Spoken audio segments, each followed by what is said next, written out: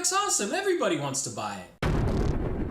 What's up guys, Jason here, aspiring entrepreneur, and in this video we are going to be talking about how to put together your ideal customer profile or customer avatar. So in this ideal customer profile tutorial video right here, we are going to be going through the 7 questions and then some places you can go to essentially really zero in, dial down, figure out who you are selling to. Now, before we get into those 2 things, I want to briefly talk about why this is so important. And this is a trap that I fell into, and I think a lot of other aspiring entrepreneurs fall into too. And that is when we have our product or service or message, we tend to be a little too broad, and sometimes way too broad, with who we are trying to reach, essentially who we're talking to, who we're trying to sell to, who we're trying to connect with. And the more people you try and connect with, the broader your net, if you will, the more people fall through the cracks, the less people you get. And so the whole purpose of the customer avatar, the ideal customer, if you will, is to come up with a profile and a really tight net of who you are selling to, who you're trying to talk to, who is your audience supposed to be built up of, right? So that's audience if you're growing a YouTube channel, if you're selling your product and service. This is customers, like viewers, customers, audience, list building. This is like the foundation of all of it, right? Is figuring out who is that one person. And so the purpose of this isn't to limit you on who you can sell to and who you can, ultimately have in your audience, right? The purpose is to help you hone your message. And so when you're writing your blog posts, you're creating your videos, when you're writing your sales copy, you have someone in mind and you're actually humanizing that process. So you're speaking to that person's problems, you're speaking to the benefits they want, you're speaking to, their actual life situation. And so essentially what you do is you create this avatar, if you will, and then as your analytics come in, as you talk to your customers, as your business grows, this persona changes to better match who you're attracting. And now here's for the really weird kicker, right?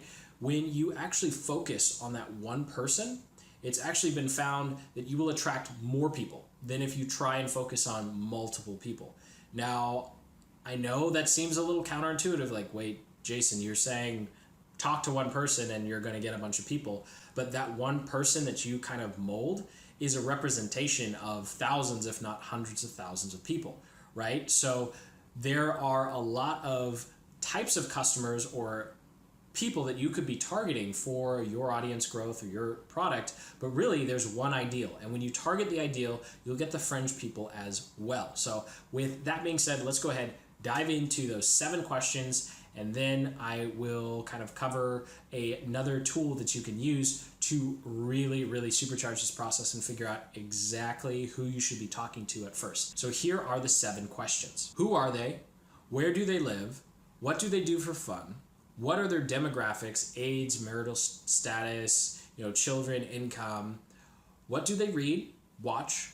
What is important to them? What are their goals in terms of your niche? What are their goals for that as they relate to your product, service, or content?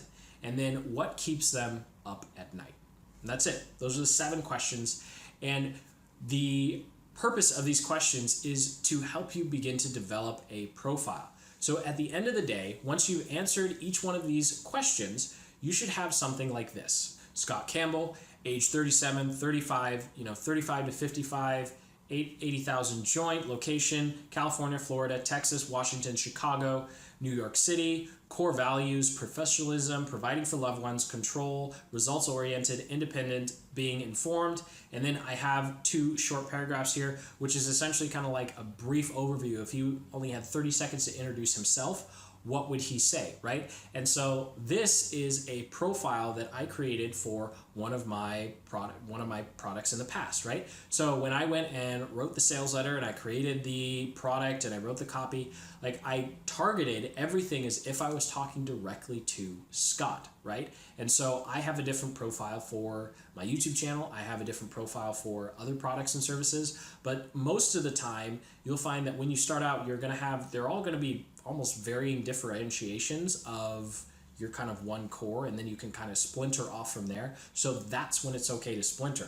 Like for example, Scott represents, easily represents 100,000 people, right? And maybe I come out with one new product on AdWords. Well, not every single Scot in those 100,000 Scots are interested in AdWords. Maybe only 30,000 of them are. So I'm going to take that Scot profile and I'm going to modify it a bit to represent someone who's like Scot but is interested in AdWords. And then maybe this other Scot is interested in Facebook marketing. So I'll splinter Scot and talk and what little differences in Scot's profile would be the type of Scot who wants a Facebook, campaign or a Facebook style course versus the Scot who wants a AdWords style course or a AdWords service, if you will. So how do you validate this? The best way to validate this, I won't dive into it, is using the Facebook Audience Insights tool. You can create a free Facebook account. They'll ask for your payment information. You just pause the ad as soon as you're done being forced to make one, and then you have access to the Audience Insight tool.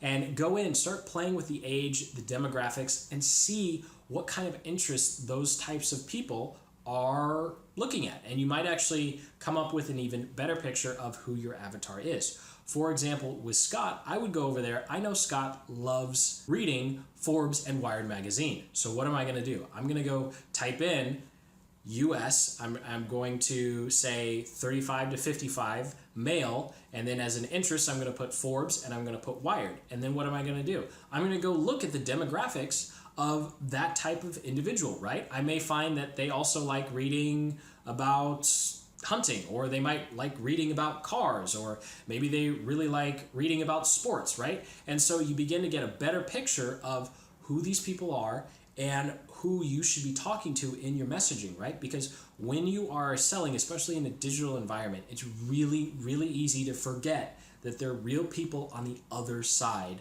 of the screen, right? You're just talking all about your product, yourself, your service, all these wonderful things that can be accomplished, and sometimes you forget there's a real human being over there who needs to hear that it sometimes keeps you up at night, or it needs to hear that this is really going to take hard work, or needs to hear that even though you're at a job and you have a wonderful boss, someday that boss might leave, and then what do you do, right? Maybe your Scot has a terrible boss and he is looking to just quit immediately. My Scot has a great boss, right? And so the way you would sell to those two different people would be very different, right?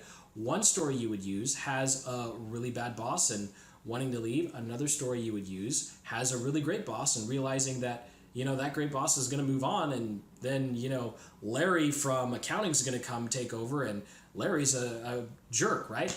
And so as ridiculous as that sounds, right, that's how you relate to people, through stories, right? Because once you know who you're talking to, you can craft your story. And you can craft your story in your content, and you can craft your story in your sales and marketing, and you'll connect with a lot more people. So again, the 7 questions: who are they?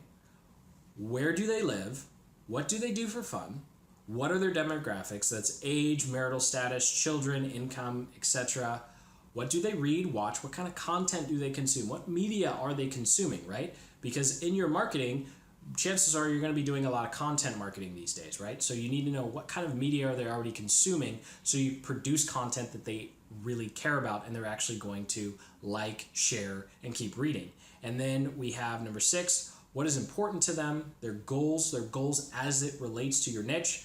I mean, if you're in weight loss, you could care less about their career goals for the most part, unless they think their career is tied to their overweightness, which, come to think of it, actually probably isn't that too far-fetched, right? But you want to make sure that your goals are related to your niche. And then finally, what keeps them up at night? What is something that is driving them crazy about this? I mean, sometimes most Americans are kept up at night about bills, right? We all have bills, debt, cars broken down, overweight, not making money in the business, X number of, got dumped for the nth time, whatever it is, where are they really just grinding like, I have this problem and it's driving me nuts. So that's number 7. And that is the beginning point or the springboard for your sales copywriting and crafting your marketing messages and offers to really speak to them. Thank you for watching. I hope you found this video informative and actionable. If you got some value out of it, go ahead and hit that like button and then subscribe, because over on my YouTube channel, I'm going from A to Z and everything in between on what it takes to essentially bring a digital business to life. And this is just one of the foundational steps of figuring out who are you serving, right? Because ultimately, as business owners, as entrepreneurs, our job is to serve our customers, right? And so if you don't know who your customer is, it's really, really hard to serve them and make sure you're giving them exactly what they want. So I encourage you to hit that subscribe and like button, and then comment below if you already have your customer avatar, or if you've even thought about who you're selling to or how your customer avatar might have changed over time. And of course, ask any questions you have about these 7 questions. Again, the 7 questions are in the description, so you don't have to like rewind and everything. So until the next video, keep building the business you love. Take care.